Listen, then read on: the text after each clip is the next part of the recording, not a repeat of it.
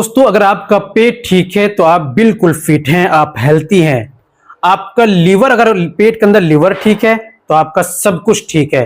आपका लीवर खराब रहता है, आपको लीवर के ऊपर सूजन वरम आ गया है, लेकिन फैटी लीवर हो चुका है, आपको भूख सही से नहीं लगती, खाया पिया शरीर में नहीं लगता, या आपको शरीर के अंदर जो है कमजोरी आ गई है, आपको जो है खून की कमी आ गई है, पीलिया बन गया है, या आपको जो है मलेरिया जैसी समस्या भी हो जाती है, आपको भूख सही नहीं लगती, खाना डाइजेस्ट नहीं होता, खाना सही से हजम नहीं होता, लीवर सही से काम नहीं करता, मैदा खराब हो चुका है, पेट में अफारा रहता है, भारीपन रहता है, पेट के अंदर जो खाया पिया वो यूं ही रखा रहता है, जल्दी से हजम नहीं होता।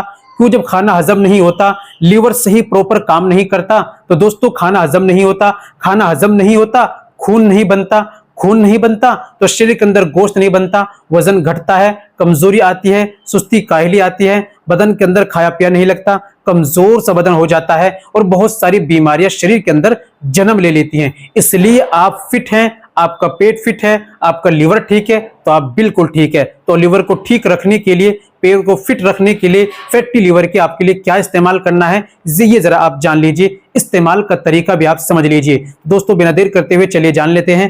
दोस्तों ये बताने से पहले एक छोटी सी गुजारिश कि अगर आप हमारे चैनल पर नए आए हैं या अभी तक आपने हमारा चैनल सब्सक्राइब नहीं किया तो जल्दी से चैनल को सब्सक्राइब कर दीजिए और बेल आइकन पर ऑल पर प्रेस कर दीजिए। दोस्तों वीडियो को प्यारा सा लाइक कर दीजिए। चलिए शुरू करते हैं, जान लेते हैं आज के नुस्खे के बारे में। तो दोस्तों आपको लेना है लिव 52 DS। एक लिव 52 होता है ओनली, आपको लेना है लिव 52 DS। ये हिमालय कंपनी का आता है, किसी भी स्टोर से मिल जाएगा।